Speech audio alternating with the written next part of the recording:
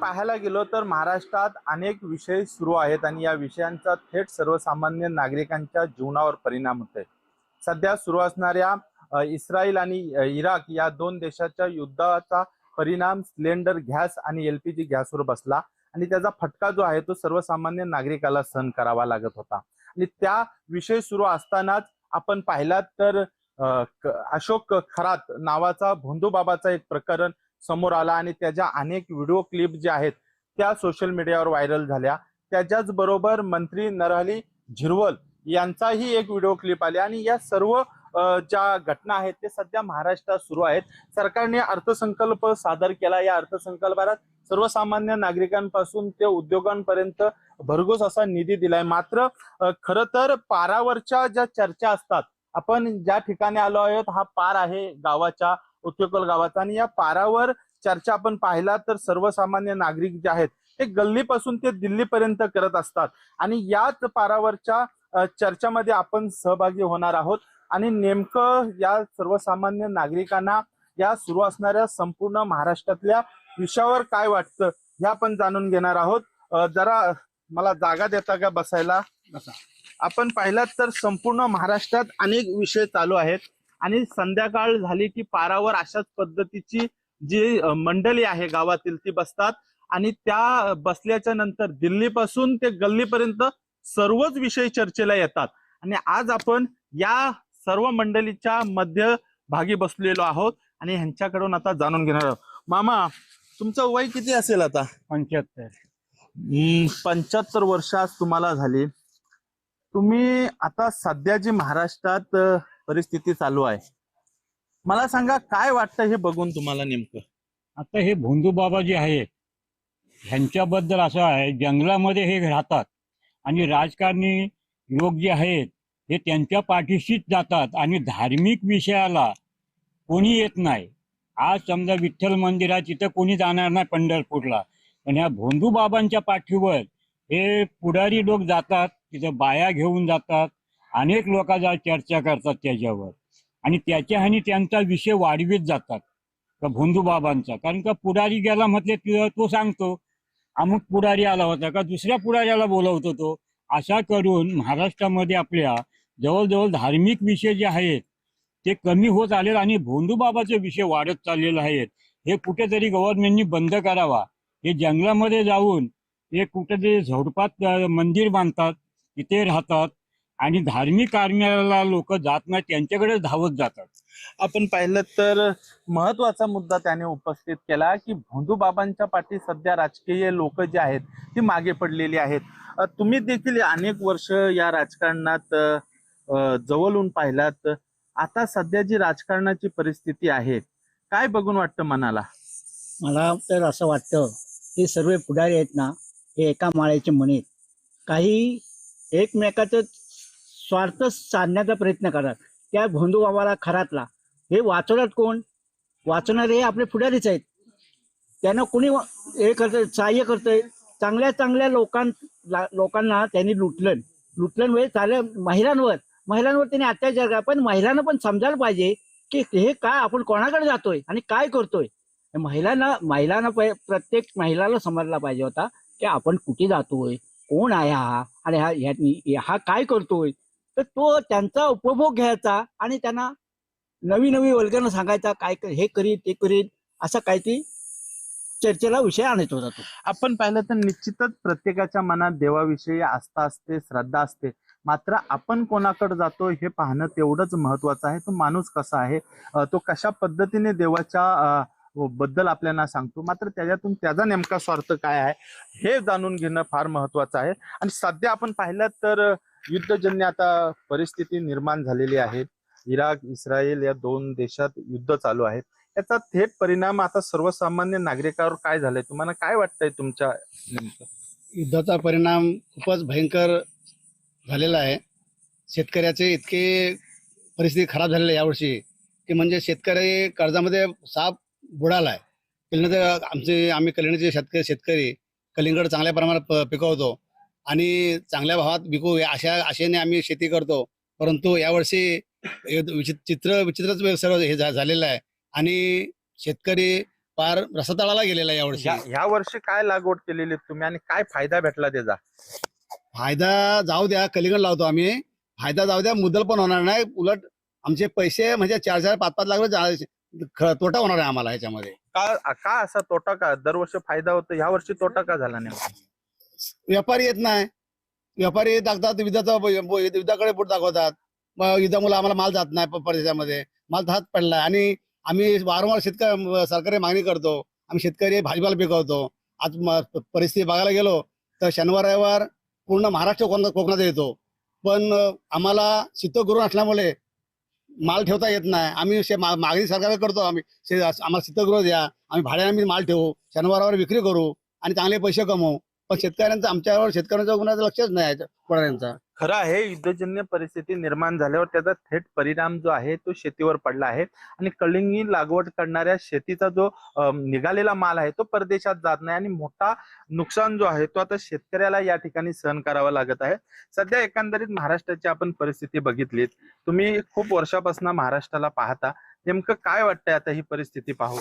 ही परिस्थिती पाहून आम्हाला म्हणजे खूप खराब वाटतंय हे सगळं. आम्ही असं कधी पाहिलेलं नाही. आम्ही गरीब लोक आहोत, आम्ही हे आहोत, शेतकरी आहोत, आमच्याकडे कोण लक्षच देत नाही. हे सगळं यांचं चाललंय, ते सगळं राजकारण लोकांचं त्यांचंच ते पुढे पुढे चाललेत. आमच्या गरीब लोकांकडे कोण बघायलाही मागत नाही. तर त्यांनी आमची एवढीच विनंती आहे की जे काय असेल ते शासनाने त्यांच्यावर कडक कारवाई करावी आणि आम्हाला गरिबांना न्याय द्यावा. गरिबांना न्याय मिळाला पाहिजे निश्चितच सरकारकडून. आता आपण पाहिलं तर आता पेट्रोलची जी रांग लागायला सुरुवात झालेली आहे, कारण इंधनाचा तुटवडा भासतोय, सिलेंडर गॅस आहे, LPG गॅस आहे, तर थेट परिणाम कसा आयुष्यावर झालाय सर्वसामान्य नागरिकांचा? ऍक्च्युली कसं आहे माहितीये काय, तुटवडा तर नाहीये, पण हे जे व्यापारी दलाल लोक जे आहेत ना, हे अफवा उठवतात की आता पेट्रोल मिळणार नाही, स्टॉक करून ठेवतात आणि मग त्याच्यामुळे सामान्य जनतेला, सामान्य माणसाला त्याचा त्रास होतो. साठा करून ठेवतात आणि ते ब्लॅकमेलिंग करतात, नुसती अफवा करतात मीडियामधनं की बाबा आता तेल येणार नाही, आता पेट्रोल येणार नाही. त्याच्यामुळे सामान्य लोकांची हालत खराब होते. आज मला सांगा, 1000 रुपये पार झाला तुमचा सिलेंडर, काय सामान्य माणूस आम्ही करणार? निश्चितच सिलेंडरचा भाव देखील वाढलेला आहे आणि सर्वसामान्य नागरिकांच्या जीवनावर त्याचा परिणाम झाला आहे. तुम्ही शेतकरी आहात, एवढ्या दिवस शेती लावता, पाऊस पडतोय, त्याच्यात आता युद्ध चालू आहे, पाणी कधी येतो कधी येत नाही, अशा परिस्थितीत काय पंचनामा वगैरे झाले होते काय? पंचनामा जाऊन काय शासन आम्हाला काहीच देत नाही. सर्वसामान्य शेतकऱ्याचे लय हाल आहे, बिकट परिस्थिती आहे रायगड जिल्ह्यातली. हे नुसते कागदी पत्र वल्गना नाही तुमच्या, कर्ज माफी करू, 7-12 करू, काही ऍक्च्युली काय घडलं नाही. मी स्वतः KCCचं कर्ज घेतलेलं आहे, मला आता भरावं लागलंय मार्च एंडला 20,000. नुसतं कागदावरच बोललं जातं. कागदावरच काही करत नाही, बँकवाले लगेच लेटर काढतात. या वर्षी काय केलेलं शेतात? शेतीत पूर्वी लॉस गेले, आता हे कडधान्य केला तो पण निसर्ग साथ देत नाही. 2 महिना उशिरा गेलेला, आता तो पण वाया गेला, बियाणं पण निघणार नाही, अशी भयानक अवस्था आहे. भूसंपादन खाली शेती होती ती पण नष्ट झाली, माणगाव रायगड जिल्ह्याची. निश्चितच आपण पाहिलं तर शेतकरी देखील अडचणीत सापडलेला आहे, कारण ज्या पद्धतीने निसर्ग सातत्याने पाऊस कधी पडतो, कधी ऊन आहे, कधी थंडी पडते, असा विविध वातावरण बदलल्यामुळे त्याचा थेट परिणाम जो आहे तो पिकावर होताना दिसत आहे. आपण पाहिलं तर ही सर्व मंडळी आहे ती रोजच अशी बसतात पारावर आणि अनेक विषय यांचं जे आहे ते चर्चेला निघणार आहेत आणि त्यामुळेच आपण यांच्याशी संवाद साधतोय. आता कसं वाटतं या अख्ख्या संपूर्ण महाराष्ट्रात खरात प्रकरण बाहेर निघाला, मंत्र्यांच्या काही व्हिडिओ क्लिप बाहेर निघते, खरातांचं तर ते प्रकरण आहे, त्यामध्ये आपल्या मधलीच लोक ही दोषी आहेत. कारण असल्या लोकांकडे माणसांनी जाऊ नये हे त्यांना समजायला पाहिजे, पण त्यांना ते न समजता ते त्या मार्गाला जातात आणि मग खड्डा करून ठेवलेला असतो त्यात अलगद पडतात. निश्चितच आहे की आपण पाहिलं तरी सर्वसामान्य नागरिकांच्या प्रतिक्रिया होत्या आणि आता पाहिलं तर आपण या सर्व मंडळीकडून ज्यांचे प्रत्येकाचं जे वैयक्तिक मत आहे ते जाणून घेतलं आहे. सध्याची आता परिस्थिती राजकारणाची तुम्ही पाहिलात, एवढं वर्ष जवळून पाहता राजकारण बदललेला वाटतं काय तुम्हाला? बदललेलं म्हणजे राजकारणाचे जे आता कार्यकर्ते आहे ते सगळे पैशांनी विकत घेतले जातात, त्यांच्याजवळ निष्ठा कुठलीही राहिली नाही. आणि सर्वसामान्य गावामध्ये दोन भाग होतात, भांडणं होतात आणि पैशासाठी उमेदवार लगेच बदलला जातो आणि गावामध्ये मारामारी होते, ते एक होतात. ही परिस्थिती आहे. पैशामुळं पुढारी लोक विकले जातात. निश्चितच आपण पाहिलं तर या सर्वसामान्य नागरिकांच्या प्रतिक्रिया होत्या, ज्याच्यातून सर्व विषय जे महाराष्ट्रात सुरू आहेत त्याच्यावर आपापलं मत जे आहे ते प्रत्येकाने व्यक्त केलं. आपण आता राजकारणातल्या गोष्टी सोडूया. आता मला एक सांगा, हा पार आहे, या पारावर तुम्ही सकाळी असेल संध्याकाळी निवांत बसता, गप्पा पण मारता, मात्र ह्या गावाचं वैशिष्ट्य काय आहे, कोणकोणतं सण इथं साजरे केले जातात आणि कशा पद्धतीने साजरा करतात ते? सर्वप्रथम म्हणजे होळीचा शिमग्याचा सण येतो. तर पहिल्या दिवशी आम्ही पंचमीला होळी लावली जाते इथे आणि ती होळी लावल्यानंतर एक पहिला पिला आम्ही मोली आणून ती जाळली जाते आणि मग तिथून मग अशा 9 वड्या पेटल्या जातात आणि तिथून पेटल्यानंतर 10व्याला होम होतो ना, त्यावेळेला पालखी येते मंदिरमधून आणि मग ती मोठा होम पेटवला जातो आणि सगळी बहुतेक माणगावकर सगळी लोक असतात, नाही असं नाही, असतात सर्व. आणि मग ते झाल्यानंतर मग ते 5 दिवस रंगपंचमीपर्यंत इथं होलीवर पालखी राहते. देवी इथं स्थान तिचं आगमन होतं, तिथं थांबून राहते रंगपंचमीपर्यंत. असं होळीचं पहिलं हे सर्वप्रथम आहे. आणि मग तिथून झाल्यानंतर मग होळी झाली का मग आता चैत्र पौर्णिमा येते. चैत्र पौर्णिमेला पण तसंच आहे की चैत्र पौर्णिमेला आम्ही देवीचं काही जे काही वगमान असतं ते आम्ही तिचं मानपान देत असतो. पुण्यावरनं लोक वगैरे भरपूर येतात अशी. आणि मग ती तिथनं मग तिची वाजत गाजत मग संध्याकाळी मग काठी, जी मेन काठी आहे देवीची यात्रेला वगैरे इकडे ठेवतो, आता यात्रा चालू झाल्या, तर ती यात्रेची काठी तिथं ती त्या दिवशी सजवली जाते पौर्णिमेच्या दिवशी. आणि मग ती तिथनं मग काठी पालखी 4ला आम्ही सजवली की मग ती डोहावर जाते, जिथे देवीचा उगम झालेला आहे त्या ठिकाणी जाते. आणि मग तिथनं मग परत वाजत गाजत मग परत पालखी आणि काठी ती मंदिरमध्ये जाते आणि मग नंतर मग परत मंदिरमधनं फक्त काठी या येते. काठी आणायला न्यायला किती लोक असतील? भरपूर तरी म्हणजे 250च्या पुढेच असतात लोक, म्हणजे इकडे जास्त पण असतील. म्हणजे एवढं काम की कधी मोजले नाही, पण आहेत, भरपूर आहेत अशी लोक, महिला वगैरे असतात सगळे असे. त्याच्यानंतर मग असे ही यात्रा पुढं सण नंतर मग पुढे मग परत ह्याचा सण येतो नवरात्रामधला, चैत्र आपल्या ह्याचा नवरात्राचा. त्यावेळेला पण 9 दिवस देवी मंदिरमध्येच मग बसून राहते, तेव्हा साडी चोली वगैरे सगळं हे केलं जातं. त्यानंतर भरपूर भाविक लोक भरपूर येतात ना, असं येतात आणि मग तिला नवस पथक वगैरे काय ज्यांची इच्छा असेल तसे त्या पद्धतीने ती नवस पथक वगैरे. नवरात्र पण मग जोरात केलं? हो, एकदम नवरात्र जोरातच होत असतो. 9 दिवस कार्यक्रम वगैरे असतात. इथे गरबा असतो मोठा मुलीवरच, इथे मग मोठा गरबा करतात, लय लोक असतात भरपूर. मग ते सोंग, बाकीचे पण काही गोष्टी असतात. सोंग काढता का नाही तुम्ही? सोंग शिमग्यामध्ये असतात. पहिल्या चार शिमग्याला मी काढतो ना, ते पोरं पैसे पण जमा करतात म्हणतात जाम. हो, ते खेळ असे नवीन नवीन सोंग, म्हणजे असं विचित्र प्रकारची आपली हे करून ते मग करतात अशी लोक. पोरं, मोठी पण माणसं असतात, छोटी पोरं पण असतात, गाणी म्हणतात. सर्वांना माप असतं त्या दिवशी? सगळं सगळं सगळं माप असतं त्या दिवशी. सगळं अगदी व्यवस्थित चाललेलं असतं. आणि त्याच्यानंतर मग यात्रेला काठी जाते. त्याच्यानंतर जशी यात्रा, माणगावची यात्रा पण मोठी असते ना. काठी मानाची आहे का? म्हणजे ती काठी गेल्याच्या नंतर बाकीच्या काठी येतात? ती माणगावची मानाची काठी आहे देवीची, ती काठी पालखी जात असते. त्याच्यानंतर जुना माणगाव आहे, तिकडे पण मग तिकडे पण काठी पालखी जात असते जुन्या माणगावला सुद्धा. म्हणजे शंकराचं मंदिर आहे ना तिकडे यात्रावरती, तिकडे पण काठी पालखी जात असते. काट्यांची परंपरा ही आपल्या पूर्वीपासून आहे. म्हणजे पौर्णिमेला ती काठी बांधतात की त्याच्या आधी बांधली नाही? चैत्र पौर्णिमेच्याच दिवशी, हनुमान जयंतीच्या हे असते ना, त्यावेळेला चैत्र पौर्णिमेलाच ती सजवली जाते. आपण पहिलं तर चैत्र पौर्णिमेला ती काठी आणि सजवली जाते आणि आता जत्रा ज्या आहेत त्या गावोगावी सुरू होतात. आणि ह्या काही गावाच्या त्या मोजक्या काठी असतात, त्या मानाच्या असतात. ती काठी देवाजवळ गेल्याशिवाय दुसऱ्या काठ्या येत नाही. आणि त्या काठी सोबत खालूबाजा असतील आणि पारंपरिक जे नृत्य आपण करतो, मग खालूबाजा असेल, त्याच्यात लेझिम असेल, अशा पद्धतीची लोक जे आहेत ते नाचवत ती काठी जी आहे ती गावाच्या बाहेर जत्रेपर्यंत घेऊन जातात.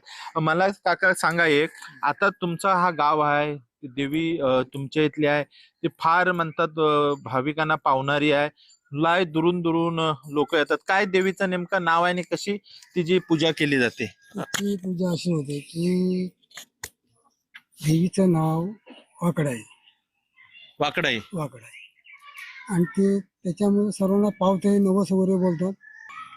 कुठून कुठून लोक येतात या? लोक आता सर्व लांब लांबचे येतात. पुन्हा मुंबई पुन्हा सगळीकडून येतात. हा. काय उत्सवाला पण येतात आणि असे एर दिवशी पण येतात. या देवीचा जो मंदिर बांधलाय आता आपण, तो किती सालाला अंदी बांधला? किती जुना आहे मंदिर तो? जुना खूप मंदिर जुना आहे. हा. काय ते मग सांगतात पहिला कसा होता? पहिला 4 पाटी होता, 4 कौलारू घर, म्हणजे आपला साधा मातीचा. साधा मातीचा होता. काय बाजूला साईडला निसे उघडत होता. हा. नंतर मग काही समजे अर्ध्या तुकडे असे घातले हा. दरवी याला. आतमध्ये लादी वगैरे नाही, नुसताच असं होता. हा. त्याच्यानंतर दुसरा मंदिर बांधला, म्हणजे आम्ही ते मोडून परत बांधला. ते बांधल्यानंतर त्याच्यावर एक झाड पडला, चिंचेचं झाड पडला. परत तो मग त्याच्यात तो मोडून गेला साप. बरोबर आहे. साप मोडून गेला. मग परत गावकीनी बाहेरून काही लोकांनी मदत केली आणि ते बांधलं. बांधल्यानंतर आता नवीन नाव झाला. मग आता मला सांगा, या देवीच्या दर्शनासाठी कुठून कुठून लोक येतात? हे किती गर्दी किती होते? गर्दी ही चैत्र पौर्णिमा, शिमग्यामध्ये आणि नवरात्रामध्ये हे फुल गर्दी असते. देवीचा कार्यक्रम कोणकोणता असतात तुमच्या इथं? तिची पूजा कशी केली जाते? या आम्ही मडवी म्हणजे पुजारी, देवीचे पुजारी जाऊन देवीला पाणी वगैरे सर्व घालायचं, फुलावर आणायचे, ते सर्व मांडायचे त्यांच्या पुढ्यामध्ये. अशी कालभैरव, बापूजी, कालकाय आणि वाकडाई अशी यांची देवांची पूजा आम्ही करीत आलो. मग आता मला सांगा, तुमच्यात नवस बोलायची कशी पद्धत आहे? नवस आमच्याकडे बोलायची पद्धत अशी आहे, बोलून दाखवा एकदा कसा नवस बोलला जातो. नवस बोलत बाबा कुणाला मूल होत नसेल तर देवीला आम्हाला सांगतात की बाबा असा असा आमचा नवस बोला. मग काय बोलायचा नवस? तर बा आम्ही 5 नारळाचं तोरण, 1.25 पावशेर साखर किंवा गोपा पाळणा असतो, चांदीचा पाळणा आम्ही देऊ आणि चोली, साडी चोली देऊ, पण मूल झाला पाहिजे वर्षाच्या आतमध्ये, असा ते नवस आम्हाला बोलायला सांगतात. पुजारीच्या भाषेत कसा बोलला जातो? हा, आई वाकडाई माते की त्या माणसाचं जो नाव आहे तो नाव घ्यायचा. तर बाबा याला मूल नाही होत, तर मुलासाठी हा नवस बोलतोय. 5 नारळाचं तोरण किंवा 5 पावशेर पेढे असे किंवा साखर आणि गोपा पाळणा असं तुला मी देईन, पण मुलाला मूल कुठला पण हो, चीज आंबा काही हो, म्हणजे मुलगी हो मुलगा हो, नवसाला ती पावते. ओके. अजून काय काय देवीचं वैशिष्ट्य आहे जे भक्तांसाठी महत्वाचं असतं? महत्वाचं आता म्हणजे काय, उपवास कुठल्या दिवशी धरता? उपवास आमचे ते देवीचे वार जे आहेत, मंगळवार आहे, गुरुवार आहे, शुक्रवार आहे, रविवार आहे. म्हणजे आम्ही भगत लोक आहोत, ते आम्ही ते 4 वार आम्ही पाळतो. ओके. उपवास वगैरे करतो आम्ही. नवरात्रामध्ये आम्ही 9 दिवस उपवास करीत तिथे असतो, म्हणजे तिथे घरी नाही यायचं, तिथे मंदिर मध्येच थांबायचं 9 दिवस. हे आम्ही असे उपवास करतो देवीचे. आता मला सांगा, आता आपण देवीला एक नवस म्हणायचं म्हटलो की या महाराष्ट्रातला सर्व माणूस सुखी राहिला पाहिजे, तर कसा देवीला नवस बोलाल तुम्ही? देवीजवळ आम्ही एवढीच प्रार्थना करणार की आई वाकडाई माते, जो काय यांचा मनामध्ये जी काय गोष्ट आहे ती त्यांची पूर्ण झाली पाहिजे. अशा इथून तुला आम्ही नवस असा बोलतोय, मी काहीतरी काय सांगतील ते आपण तो बोलायचा. बरं, देवी पावते नवसाला पावते. भरपूर जणांना तशी भरपूर म्हणजे किती लोक असे, म्हणजे आम्ही म्हणजे आम्ही केलेले आहे तिथे असे नवस वगैरे बोलून, आणि ते नवस ते फेडतात. वर्षांनी ते नवस ते फेडतात. बरं.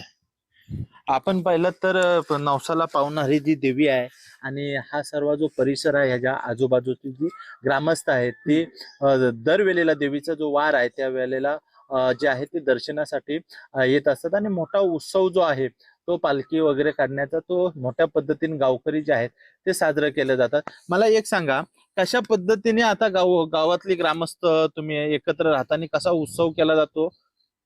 उत्सव हा सर्वसाधारणपणे सर्वांना मिळून, लहान मुलांची, बायका, पोरं सर्व हे करून सर्व आम्ही उत्सव साजरा करतो. मग तो देवीचा असतो, होळीचा असो, अगं नवरात्राचा असो, सगळे उत्सव आम्ही जोरात लहान थोरा मंडळीशी सर्व म्हातारा कोताऱ्यामध्ये सोबत घेऊन सगळे साजरा करतो. अगदी आनंदाने साजरा करतो. आमच्या गावामध्ये कधीच भांडणं होत नाही. एवढे वर्ष आले आता आमच्या अगोदरची म्हणजे माझ्या वाढ वडिलांपासून हे आम्हाला सांगतात आमची 5वी पिढी आहे.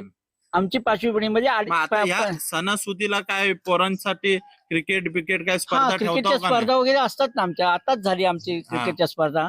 नाही? काय बक्षीस काय ठेवलेलं? बक्षीस ठेवले होते आम्ही 11,000 रुपये गावातल्या गावात आपले हा. ठेवलं होतं. 11,000 रुपये 4-5 संघ केले होते आमच्या गावाचे.